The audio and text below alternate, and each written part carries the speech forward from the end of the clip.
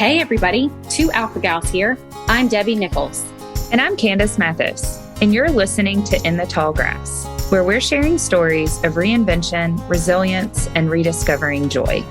Whether it's facing Alpha Gal syndrome or any other redefining chapter of life, we all have to learn how to navigate the journey through the tall grass. So here we go. Hey everybody, we're here today with Jess Berger, who is the founder of Bundle and Joy. And we are so excited. We met Jess at Expo West out in Anaheim, and she was just so lovely and so much fun and met us in the middle of the show floor on roller skates. So Jess, we are so excited to have you here with us today. Thank you for being here. Yeah, so excited to chat with you guys. It's pretty serendipitous that we met and excited to be a part of this community. Yes, thank you. Well, we'll just go ahead and get started. Can we start by you telling us a little bit about yourself? Absolutely. So as you mentioned, I'm Jess Berger. I'm the founder and CEO of Bundle and Joy. Bundle and Joy is a pet brand, and we're on a mission to deliver convenience, curation, and community to pet people everywhere. We deliver superfood nutrition across food, treats, and supplements, all delivered to your doorstep each month, personalized just for the needs of your pups. And we're really especially formulated and intended to support pups that have sensitivities and allergies, which so many pups have, and just so many pet people don't even know. Yes, absolutely. You know, I love that you mentioned that too, because I have three dogs. I've got a sheep dog, and then I've got two indoor dogs. And my old guy who's lying here on the floor right next to me, he was so sick as a puppy, and it came down to him having a food sensitivity. So I love that you mentioned that. I love that you're focused on that and looking out for our furry family members. And so what else can you tell us about Bundle and Joy? You going on your website, we see that you send out these packages. People sign up, they figure out what they need. How do you target these sensitivities? How does it work? So we have a pup personality quiz on our website, which people can take, and it kind of actually is a bit fun. You end up with a bit of a dating profile for your pup at the end, which I think is a little fun. But more than anything, I think our opportunity is to start to provide more education and actually to talk to people. We spend a lot of time in our community. We're based here in Phoenix, Arizona. We spend a lot of time out in the community talking to pet parents. And the first thing I always ask is, does your pet have any sensitivities or any issues? And I would say 9 times out of 10, the answer is yes. And they'll start to tell me all of their pet's problems. And I, more often than not, can get most people to reduce or completely eliminate grains and poultry from their pet's diet while also adding probiotics.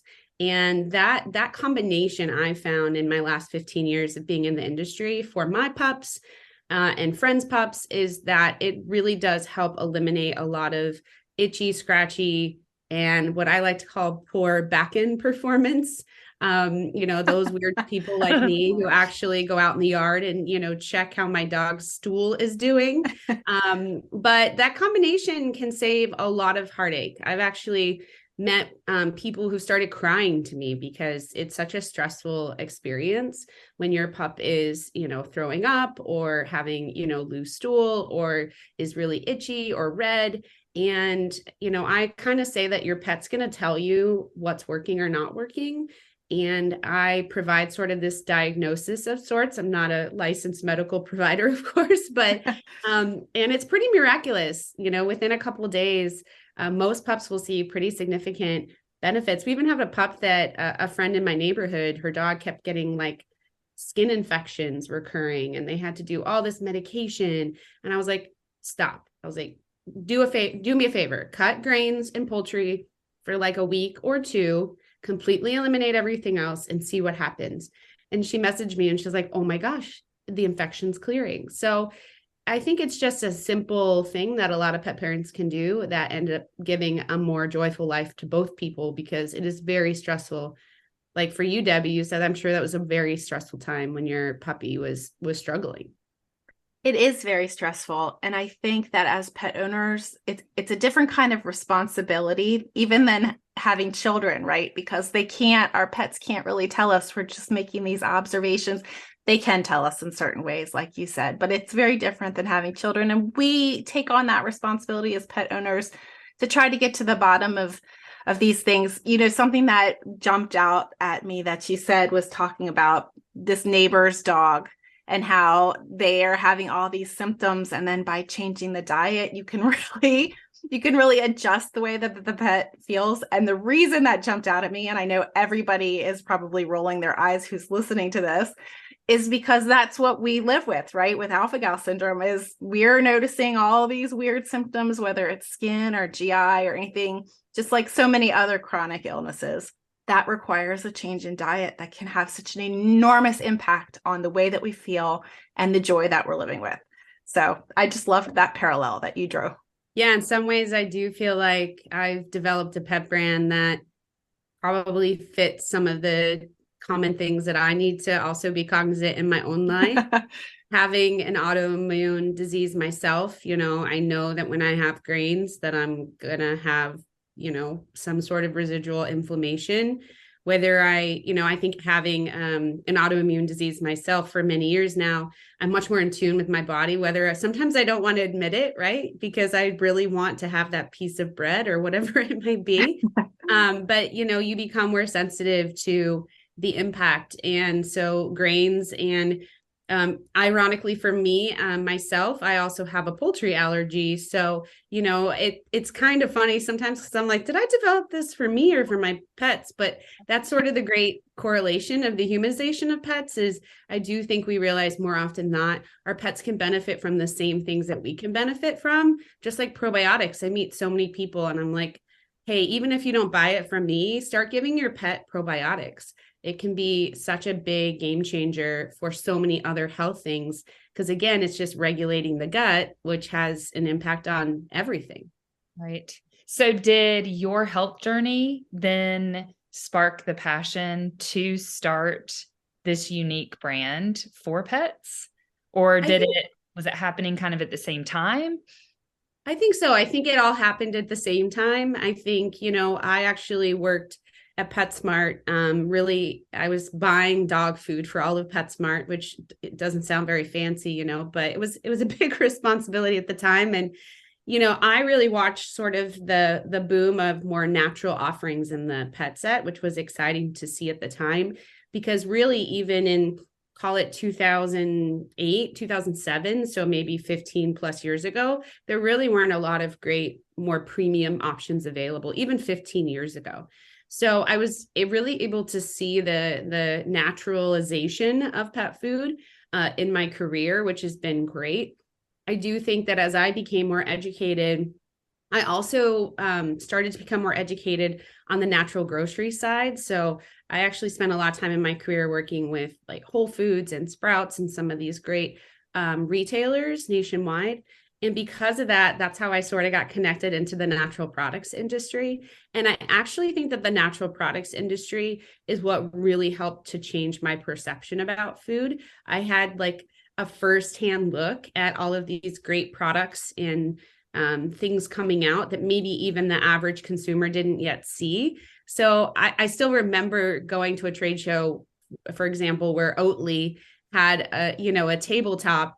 And it was just a guy trying to push oat milk and everyone was like, oat milk, what's that? And it's so funny now because it's everywhere, right? So I think that I had this amazing opportunity to sort of see that side of the natural like CPG industry. And it just opened my eyes to so much cleaner food. And I think that then combined with being diagnosed, I think that my whole family, I tell my kids all the time, I'm like, you don't know how lucky you are. Like we have you don't get Egos, you get these gluten-free, you like they have benefited as well. And I do think part of my health challenges might be from my childhood. Right. And so I think the more that I've changed, my family has benefited. And then obviously my dogs as well, because dogs are such a big part of our family. Yeah, I love that. And my dogs too, my blue heeler Australian Shepherd has allergies. And I remember taking him to the vet and coming back, and I'm like, so he's probably allergic to poultry. And my husband was like, of course we're going to have an allergic dog. But it seems like they probably, correct me if I'm wrong, but it seems like the majority of dogs can have sensitivities, but people might just not be aware of that. Is that right? Absolutely. I mean, when we look at the data, I think it's extremely underreported. If you Google what percentage of dogs are allergic to chicken, for example, the percentage they'll say you is like 15, 16%. But I tell you, like, I would say over 50% of the pets that I meet are more than likely allergic to chicken. So I don't know if there's something that's happening in, chicken production, or we can talk about that probably in a different podcast, but there's something that's happening that I think is heightening it. And so it is the grains and the chicken combined for some reason that I find, I would say over 50% for sure. If you ask a vet, they would tell you differently. And that's, that is part of the challenge of this industry and the brand that I'm building, to be honest, because a lot of times they'll say, well, my vet said this and you're saying this. And I say, well, I should not be the person to tell you what's right for your pup. I'm going to give you some things I would recommend you consider trying, even if you don't buy my products. And ultimately, I think your pet is going to let you know what is working or what's not working. And I think you should trust that more than you would trust, a doctor or someone who has a brand, because unfortunately our industry, it's definitely imbalanced and not always accurate information.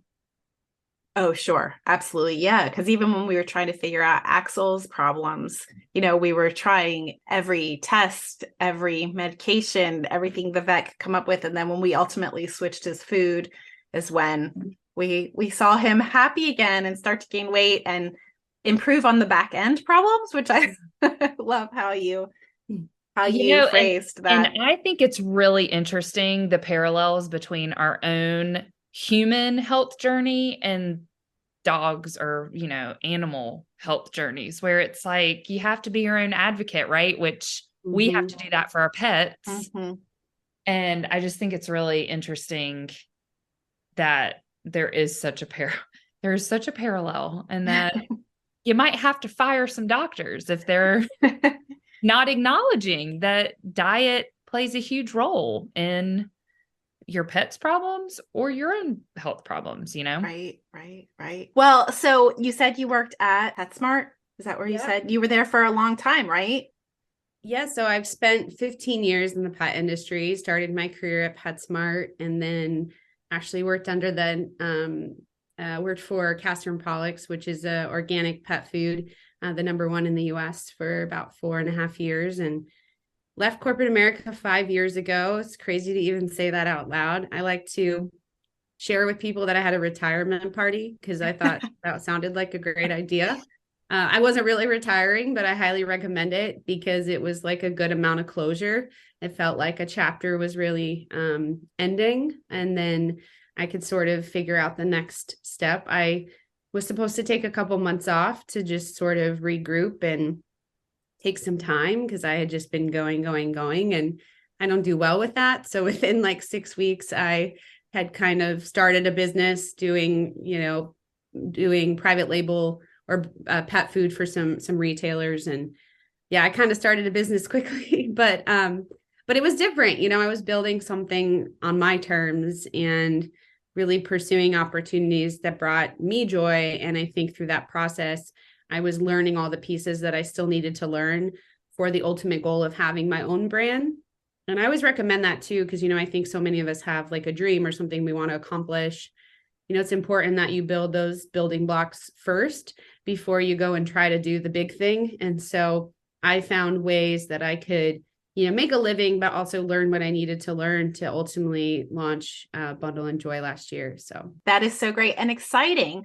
I'm wondering, after, Candace and I have started this, we started Two Alpha Gals several years ago, building it slowly, watching this community grow. It's been a beautiful thing. But I'd be lying if I didn't admit that it could be daunting at times, right? Stepping into a new space, trying something new, especially when you feel motivated to help other people and all these things that you're driven by. What did you do in starting this new business, when things got daunting or scary or anything like that? What did you do to stay strong and positive through the process and to stay focused on what your goals were? I'd be lying if I said I had it all figured out. I think too many people say that they do, and that sets a precedent that, we're weird if we're not quite hitting the mark in this area. I think I have so much pressure on me on a daily basis from so many different areas. I have a community of people that I serve and want to serve. I have investors, friends and family that have invested in the business, which is a whole nother level of pressure. I have my team. I have sort of this industry kind of looking to me to help create this change and to also bring more diversity into the game, we call it. And so I do feel every day pressure from some people, on top of the fact that I'm also a very driven and person who puts a lot of pressure on myself. So I think through this journey, I've learned that I can't necessarily control like the external pressure, but I can definitely control the internal pressure, which means that I have to have two things, I think, in infinite amounts, which I think the first one is grace. I have to have a ton of grace for myself, grace for my family, for my team. There can be so much pressure and it can be so quick to sort of jump to frustration or, and I just have to realize like I'm doing the best I can every day. My team is doing the best, and just give myself grace to make mistakes and to take risks.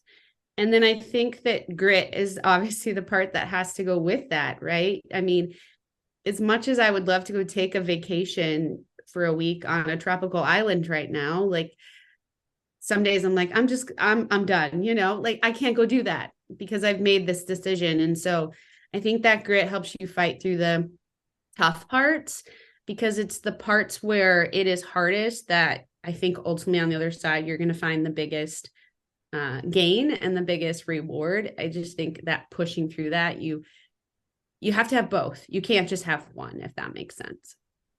It sounds like they balance each other. Mm-hmm. Yeah, absolutely. And so we talk a lot about like self-compassion. So I hear that in what you're saying, Jess, of like the grace side of it, like I think it takes practice to do that because it's easy to get caught into more of a reactive state that might not be the best like reaction. But do you have like self-care techniques that you tap into to really harness that grace and that, to move forward, I guess, each day? I do feel this feels like a product placement. I do feel like my dogs do that. We have Great Dane puppies that are 7 months old. And I do feel ultimately when I launched the brand that dogs do ground us and bring us back. Think, when you've had a really crazy day at work and you come home, like your dog just loves you and doesn't care about anything that you bring into the door. Like they are just there. Right. And so I think that we didn't have a dog for 6 months because we lost Winston in June. And I noticed like it was easier to just like work and not really have like that pause. So I think that our dogs do that for me. I think my kids too, I think finding time where I can just go and do something with them and not be working, and having 3 teenagers, that's a little difficult sometimes, but finding moments where I can be like, hey, Timmy, why don't you and I go grab lunch together? Or, hey, I just told them the other day, pick a concert and you and I, let's just go to a concert together. And of course he responded with Coachella tickets for next weekend. And I was like, I don't know that that's going to happen, but yeah, I would say that self-care for me isn't maybe what most people think of as self-care, of like going to the spa and sitting in a bath. Like I I cannot sit in a bathtub. It makes me crazy. But I think it's finding, ironically, like the moments of joy in your life with those that you love. I find the most comes from that. Specifically, I also, I have one tattoo. I got it last year. I have the word joy on my wrist. And I think that I knew that in my life, it's so easy to forget to chase joy and to be in the moment and to be present. And so the tattoo is actually like, for me, it's just kind of a reminder that like, hey, in the midst of the craziness, like find that joy, find a moment of joy and something that like brings you back, because I can get super lost in my head and in the craziness of the day to day. I love that you shared that so much. And I wanted to expand on what you were talking about with your pets, because Candace and I, both as pet owners and pet lovers, we talk about our pets a lot, even when they're driving us crazy, which is sometimes when we're recording a podcast. But I was talking with my therapist at the beginning. I started EMDR last year, and I was talking with her, and she wanted me to name some of these tools that I use to stay grounded, or tools that I use to get myself back, these sort of self-care tools. And the first thing that came to my mind was my pets, because you can use them.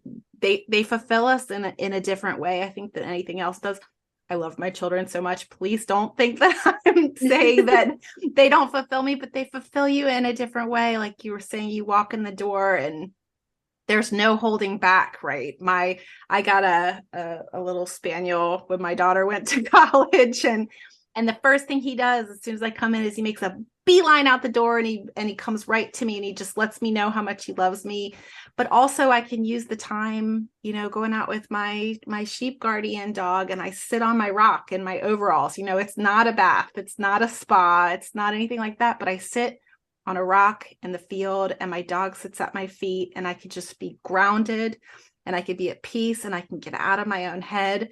So I love that you talk about that too, because I think it's easy to overlook the importance that pets have in our lives and in our mental health, really. Yeah, for our family, I feel like our pets bring us together. So it's almost like grounds us all and pulls us together. So as you know, we talk about kids, like obviously my relationship with my kids is totally different, but I do sometimes feel like pets like bind us together as a family. And like we're leaving this afternoon to go up to the mountains, just to go have an adventure with the dogs. And I don't know, I think in those moments, like as a family, we're most connected and most open to just like being present in the moment. And then on top of it, dogs just bring so much joy. They're silly and they're fun. And yeah, sometimes they, especially having puppies. We have 2 Great Dane puppies, so we have a whole lot of dog in our house already. But oh my gosh, just like watching them every morning. My boy dog Soul will do twirls. He literally spins in the kitchen, like starts drooling. He's just so excited for his breakfast. Like he's just ready for his bundle of joy. Like I just like see it and I'm like, God, I don't get that excited about anything in my life. That's true unbridled joy, it sounds like. Love that. That's great. Was there a moment for you like years ago? I mean, I know joy is a huge word for Debbie and I too. And as you just shared, was there like a pivotal point where you made that choice to like focus on joy, or was there a story behind that? Every year I pick a word. So I've had, I kind of think back to the words because I'm definitely not a New Year's resolution person. I've had like balance and focus and present, become. I'm trying to think. My year this year is warrior, which is totally different.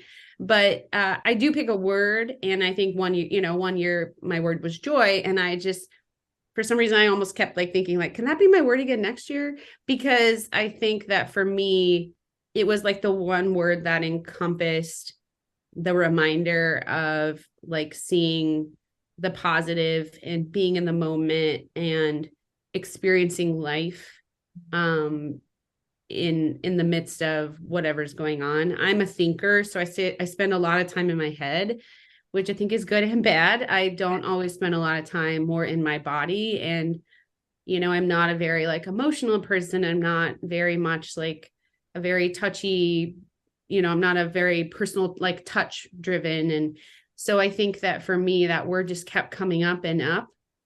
And I think leaving corporate America for me was that situation just wasn't bringing me joy and it wasn't serving me. And the more that I learned about the importance of chasing things that really mean something to you, the word just kept coming up and up. And I don't know, it's literally been chasing me while I'm trying to chase it literally with my dog and myself. It just kept popping up everywhere. And so I think the universe was just trying to send me a message. And now I love it. I see it a lot of places, and it's kind of fun when things work out that way. Yeah, I think that's so beautiful. And that you let yourself tap into that, right? Like you said, I am going to do what serves me the best. When making, I'm sure it was a really hard decision to leave like your solid corporate job. But one thing that really, really stood out to me when I was doing more of a deep dive into Bundle and Joy is how much or how intentional you are on speaking about purpose over profit. So can you share a little bit more with us about the driving force behind your mission and specifically empowering other female entrepreneurs? Because we just really love that you're doing that as well. I think that when I first left and didn't really have a plan, I was in this very floating stage. And I think sometimes when you have that kind of space open up, that things, your brain finally can be creative and think of things that it really couldn't. And I love marketing. Marketing's all about the 4 Ps. And for some reason, this idea of my own personal 4 Ps kept coming up, which are purpose, passion, priorities, and people. And we would do a whole nother podcast on that as well. But, what I really kept connecting was like when when you identify things that you're passionate about. I ask a lot of people, like, what did you like to do when you're a kid? And it's amazing the answers you get. And think about what it is that you love doing so much as a kid, how that might translate into other things today in your life. Because I think innately we're all born with certain passions, purposes, skills, and gifts. And that sort of leads to the purpose part. I think when you're living in your passion, you can sort of identify what your purpose is in life. So I'll give you an example. When I was little, I loved to play teacher. We loved to play school. Of course, I was always the teacher. And, I spent some time thinking about that. And I was like, wow, because when I was little, you say, when I grow up, I want to be a college professor, which was super geeky. Okay. Everybody else was saying way cooler things than me. And then when I had this space and time, I was like, oh, I forgot about that. Like, I forgot that was my dream. Right. And so in this space that I had, I actually went back and started teaching at a local university, and I loved it. And I thought, oh my gosh, I totally forgot about this over the last, 30 years. And ultimately I'm in my doctorate program. I'm in year 5. I'm going to get my PhD. And then my end goal is to retire and teach at a university now. But tapping into that passion as a child is sort of what reconnected me to that. And I would say, now that doesn't mean my purpose is to be a teacher, because I'm not ready to be a full-time teacher right now. But my purpose is that I love pouring in and teaching and developing others. And I love, providing insight or helping them to grow or be better. That's my purpose. Right. So I think there's this kind of exercise that I went through that just kept driving me back to everyone has a very defined purpose. And once you identify that, go after it. You're going to be misaligned if your passions, your purpose, obviously your priorities and the people that you hang out with too. But, if those 2 things are misaligned, you're going to feel unhappy and you're not going to have joy. And so for us, it feels whimsical sometimes as a brand, like sometimes I'm like, wait a minute, I have to actually sell products too. But, I think talking about the purpose is what's really resonated.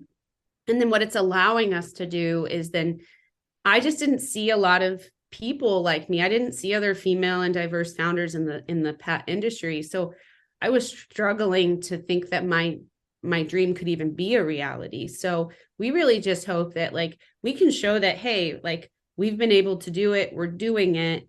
Help us now to inspire you to go pursue your purpose or your passions through entrepreneurship. And it's not an easy game. It's not for everyone, but I think for a lot of people, that's where they can really find this amazing space where they just get to live in their purpose and share their light with the world. And I think that for many people, that's probably what they were born to do, and they finally get to do it. So I sound like a little bit like a cuckoo crazy person, but that's just ultimately how I feel about it. No, I love that so much. And it sounds like you've developed such a strong foundation for yourself as a person, but then also for this business and Bundle and Joy. For those of you listening who don't know, Jess was Pet Age's Woman of Influence in 2021. And I was going to ask you, what is the influence that you hope to have on this industry or in this market? And I would love to hear your answer, but I think you sort of answered some of that, where you're sort of inspiring other people to embark on their journeys of their dreams, really pursuing passion, which is just so beautiful. And I think so many people need to hear, because you took this passion that you had as a child and you really are bringing it full circle in so many ways. Are there other ways you hope to have influence in the market or in your role? Really, I think it goes beyond the market, doesn't it? Yeah, so many levels. I think, having daughters myself, it's really important for me, for them to see, that I'm pursuing something that I'm passionate about and creating this community with purpose. I think, I was recently on another podcast talking to a friend, and I was saying how important it is. It's great right now of what we're all doing, but it's so important that we get like the next generation ready and empowered to do what they need to do. And so I think it's, for me personally, I hope to influence sort of the next generation. We kind of say like, we'd love to inspire this next generation of pet companies and brands and founders. We are very different. We work with a lot of other brands. We sell products from other brands on our sites. We talk about them on our social media. We tag them. We do videos with them. It's very contrary, right, to like traditional business. And, it's sometimes I'm like, am I doing this wrong? But I love it. I love that people can discover us and also discover other founders and other companies through us. I know that personally, I would love to support more female founded and diverse founded brands, but sometimes it's hard to find them. Mm-hmm. So we hope to sort of create this destination and this community where, if you need a dog bowl, hey, like here's a great, small business that you can support and get that solution met without having to go to, some random company or support big business. Like here's a tangible way that you can support a local small business. So I think that's the influence that I hope to really make, is to actually help introduce people into other companies that they can support. Because I think we always get really busy and we don't necessarily think about it that much. But if we bring it to them, we hope that helps all of us together. Yeah, it's beautiful. I mean, I know I can speak for Debbie. Like we just are really inspired by what you're doing, and in like to the depth of how you're thinking about the ripple effect, right? Of inspiring the younger generations and all of that. So I would love to know what would be your advice for either, a woman entrepreneur or a woman in the younger generation stepping into their purpose. What advice would you have for them when they're getting started in living out their purpose? I think for so long, I thought I was weird, to be honest. I thought that there was something wrong with me because I wasn't like everybody else. And I think as a young child, that can be really hard. Like I get emotional just even thinking about it, because I thought, oh, I'm so different. Like I am, I like these other things, or I'm thinking about things differently, or I don't really care about popularity, or I don't really care about all these things that like the world sort of telling me to care about. And I think I spent a lot of time thinking, like I said, I was weird. And I realized now that I wasn't weird. Like I was just who I am. Like I am the only person that will ever be me. And each of us are like the only person that will ever be who we are. And so I know with our kids, like we're very much about supporting them and letting them know they're not weird. Like they are exactly who they're supposed to be. And if we can figure out how to get more people feeling that way, I think they will spend less time trying to be something else. Because the minute that you finally accept this is who I am, then you're going to stop spending so much time worrying about what everybody else thinks. And you're not supposed to be like everybody else, you're supposed to be different and unique. Like that's what makes everything so beautiful in this world. And yeah, I that's my advice is like, you might think you're weird, but guess what? There's a lot of other people that think they're weird. And, it can be really hard to recognize that as a young age because there's so much pressure. But I think that that's where the power comes, where we all just like are who we are. Oh my gosh, I got super emotional with that one. So you guys surprised me on that one.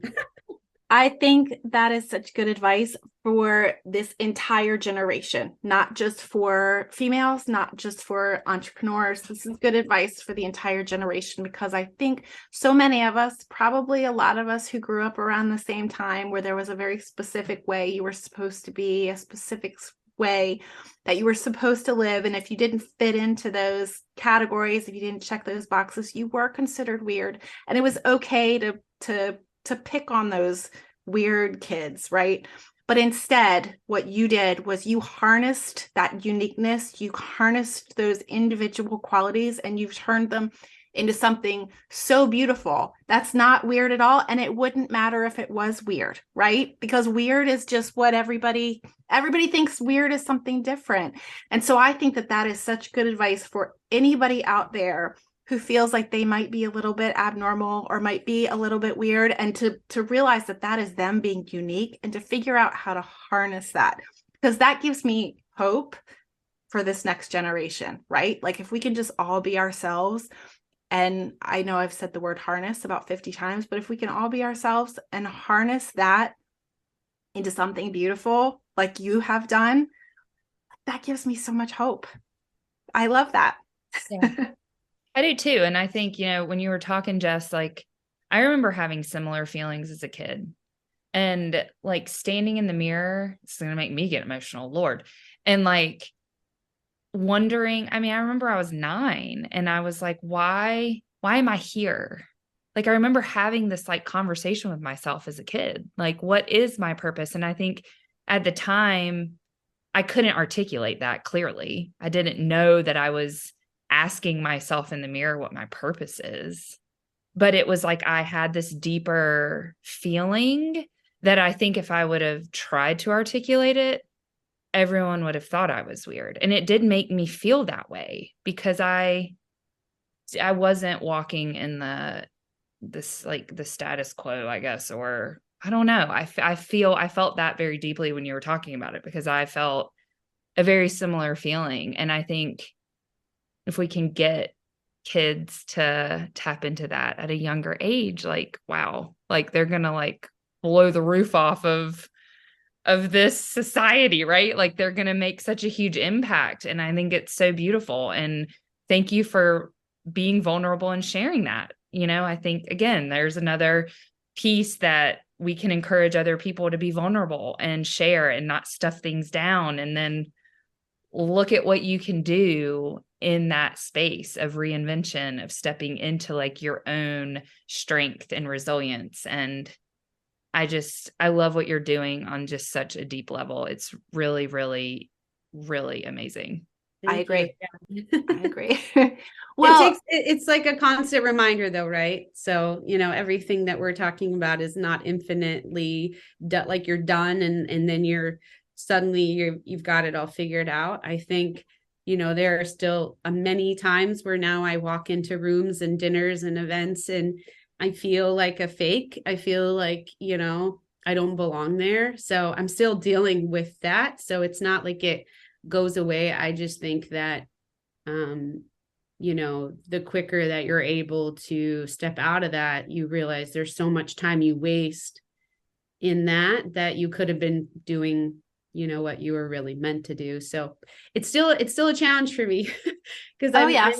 I'm in like very challenging, different new situations that are very overwhelming. And I actually have talked about that. It's really easy for me to fall back into like little girl Jessica, and I have to sort of step back into where I am today at now 40 years old next month, like, okay, this is who I am.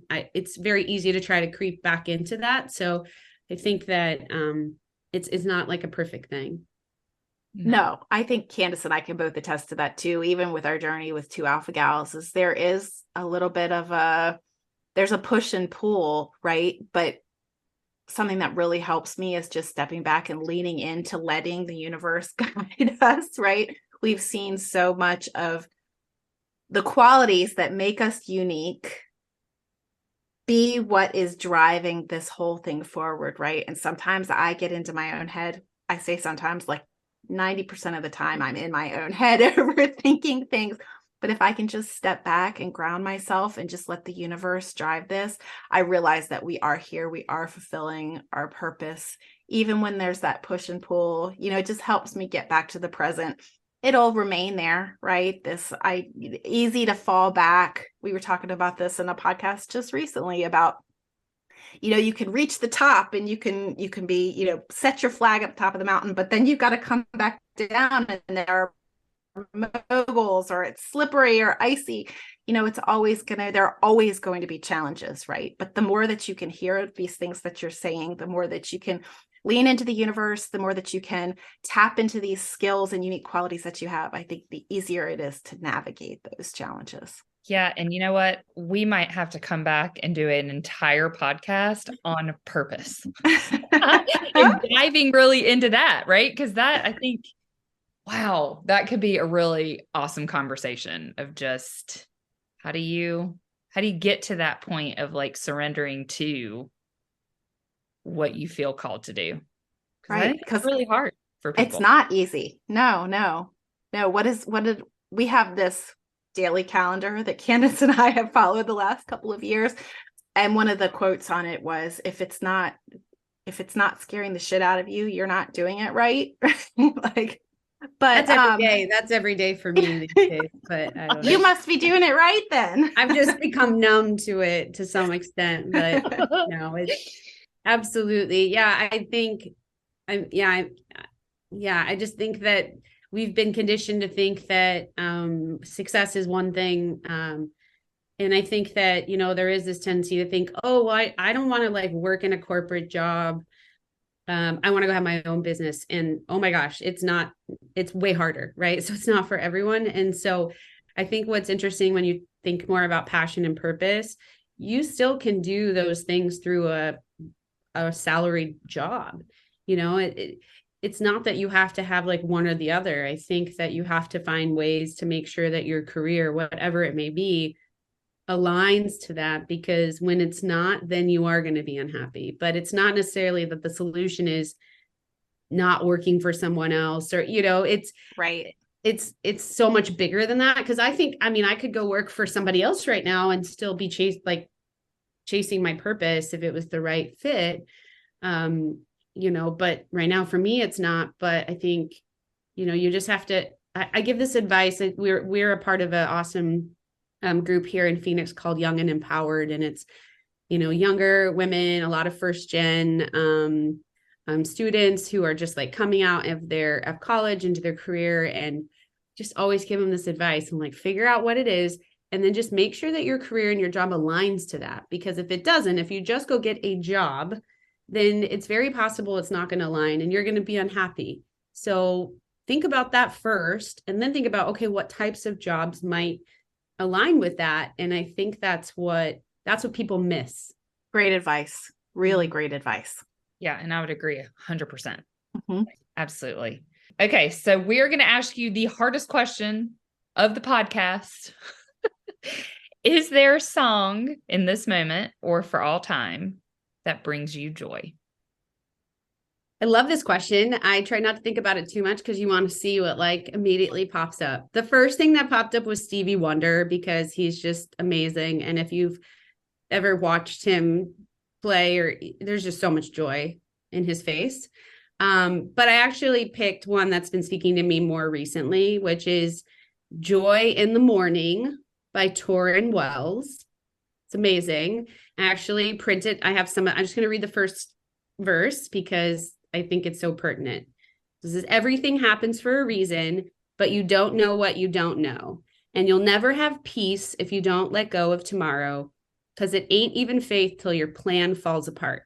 But you still choose to follow, even if it doesn't make sense right now. It will when it's over. It's a good one. Oh my gosh. Totally. That is a great one. Totally going to look that one up. I have not heard that. Yeah, when I'm having a rough day, I just put it on, cry it out, and then I'm like, okay, it's going to be okay. Thank you so much for sharing the lyrics with us too. It lets us understand why it speaks to you. And obviously it's speaking, just that little segment that you read speaks to both Candace and I. And we're just really grateful that you were willing to share that with us, and really to share your time in this podcast episode and what you're doing with Bundle and Joy. And we can't wait to see how Bundle and Joy grows, what else you do, and hopefully to get you back on here so we can talk about one of these rabbit holes that we mentioned at some point or another. Thank you so much for being here, Jess. Thank you for what you guys are doing and building the community you're building. And I'm just excited, like I said, to be a part of it and to continue to follow as you guys are helping to support so many people as well. I'm inspired by it as well. Thank you so much. Thank you for joining us today on In the Tall Grass. Visit us at 2alphagals.com. That's TWO alphagals.com. Or you can find us on Instagram and Facebook at 2alphagals.